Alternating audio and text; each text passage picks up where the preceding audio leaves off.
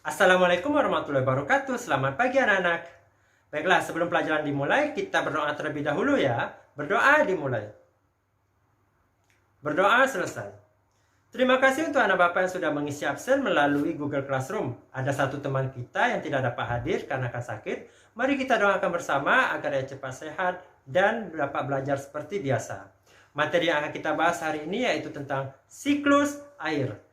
Kemarin anak-anak sudah membaca teks yang berjudul Demi Air Bersih, warga desa Waborobo rela berjalan sejauh 15 km. Dan anak-anak juga sudah berdiskusi bersama orang tua fungsi air bagi manusia, tumbuhan, dan hewan. Tujuan pembelajaran hari ini yaitu Bapak berharap kalian mampu mengetahui pengertian dari siklus air dan kalian mampu untuk mengetahui proses-proses yang terjadi pada siklus air. Tahukah anak-anak, sekitar 71% permukaan bumi ditutupi oleh air. Dan dari jumlah tersebut, 97% merupakan air asin yang berada di laut.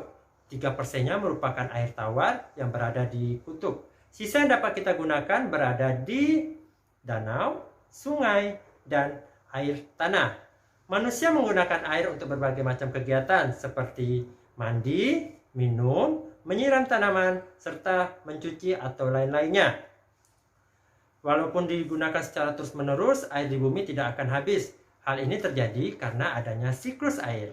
Tahukah anak-anak apa itu siklus air? Siklus air yaitu sirkulasi air yang terjadi secara terus-menerus dari bumi ke atmosfer dan kembali lagi ke bumi.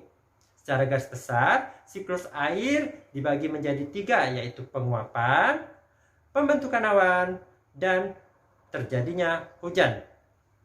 Air laut, danau mengalami penguapan karena panas matahari dan proses ini disebut dengan evaporasi. Tumbuhan juga mengalami penguapan. Penguapan pada tumbuhan disebut dengan transpirasi. Uap air yang naik ke udara akan membentuk awan. Awan tersebut akan mengalami pengembunan dan proses ini disebut dengan kondensasi. Lalu, selanjutnya, awan tersebut akan terbawa angin menuju ke daratan tinggi dan terjadilah titik-titik air pada awan tersebut jatuh ke bumi dan proses ini disebut dengan presipitasi. Proses ini terjadi secara terus-menerus dan terjadilah siklus air. Walaupun terjadinya siklus air, kita harus tetap hemat dengan air kita ya. Baiklah, materi hari ini sudah selesai, tapi sebelum itu Bapak ingin mengulangnya kembali. Siklus air adalah sirkulasi air yang terjadi secara terus-menerus tanpa henti dari bumi ke atmosfer dan kembali lagi ke bumi. Dan secara garis besar, siklus air terjadi karena 3 tahap, yaitu penguapan, pembentukan awan, dan terjadinya hujan. Baiklah, mari kita berdoa sebelum kita mengakhiri pelajaran ini. Berdoa dimulai. Berdoa selesai.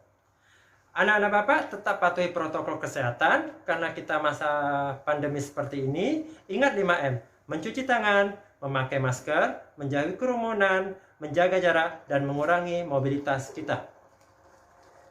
Tetap semangat untuk anak-anak Bapak. Assalamualaikum warahmatullahi wabarakatuh.